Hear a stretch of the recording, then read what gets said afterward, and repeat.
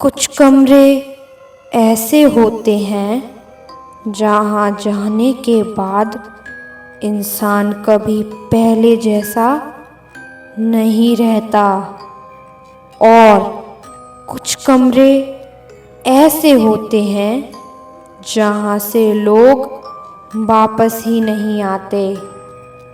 आज की कहानी एक ऐसे ही होटल के कमरे की है।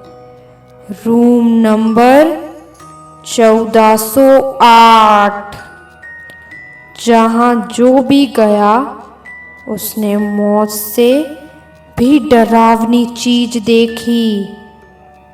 साल 2000 के आसपास न्यूयॉर्क के एक पुराने होटल में एक कमरा था, रूम नंबर 1408।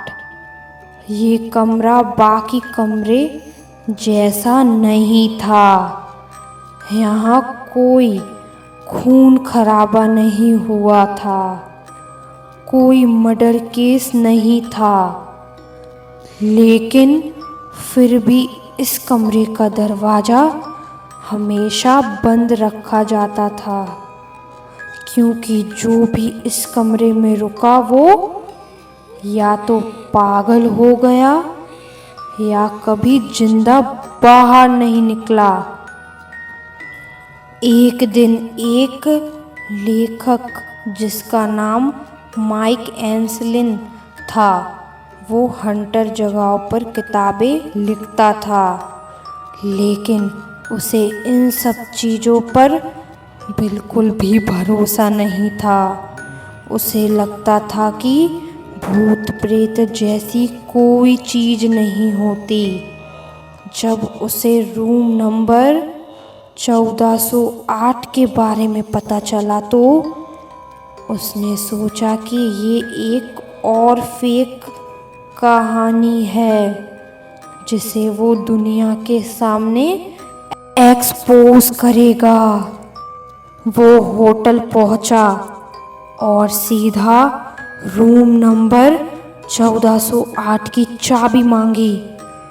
होटल मैनेजर ने उसे रोका। मैनेजर ने उससे कहा, सर आप किसी भी कमरे में रुक जाइए, लेकिन 1408 में नहीं।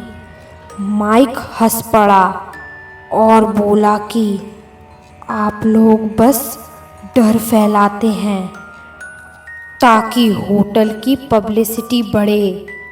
तब मैनेजर का चेहरा अचानक गंभीर हो गया।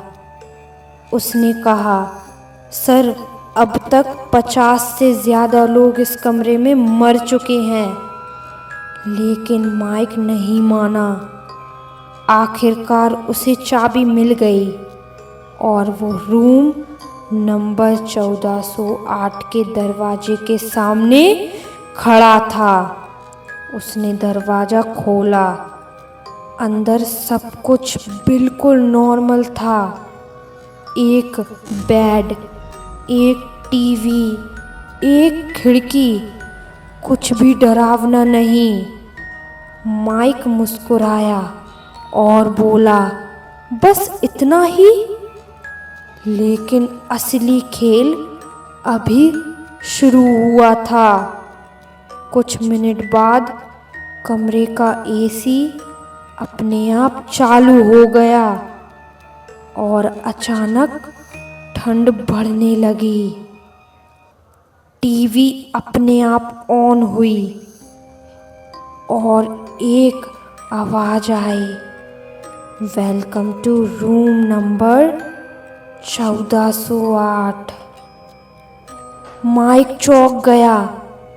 अब उसे थोड़ा डर महसूस होने लगा। धीरे धीरे कमरे का माहौल बदलने लगा।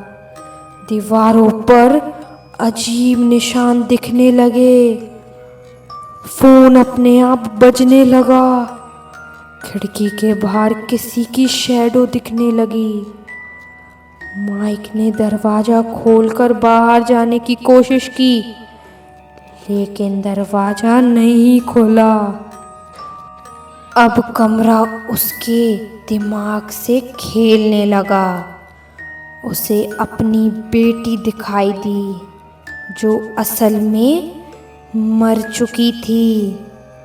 वो रो रही थी और कह रही थी, पापा मुझे बचाओ।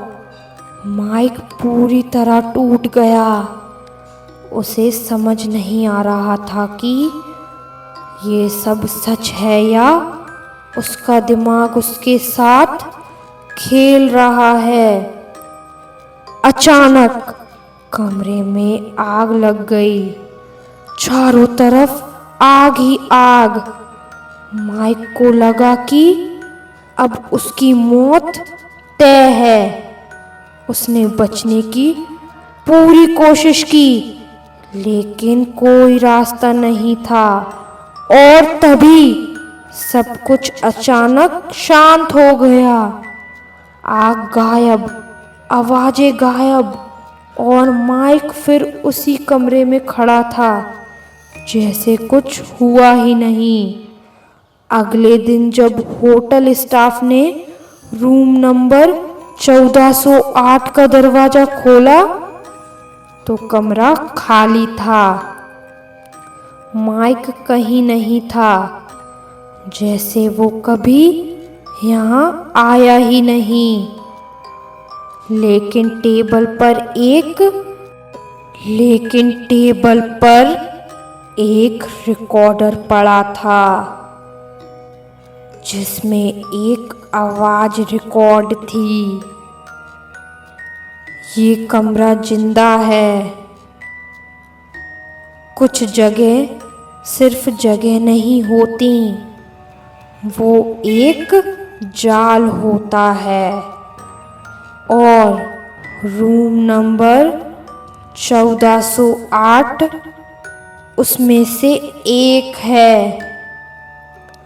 अगर आपको ऐसी सच्ची और डरावनी कहानियाँ पसंद हैं तो चैनल दरवाजे का राज को लाइक और सब्सक्राइब करना मत भूलना। मिलते हैं अगली और भी डरावनी कहानी में।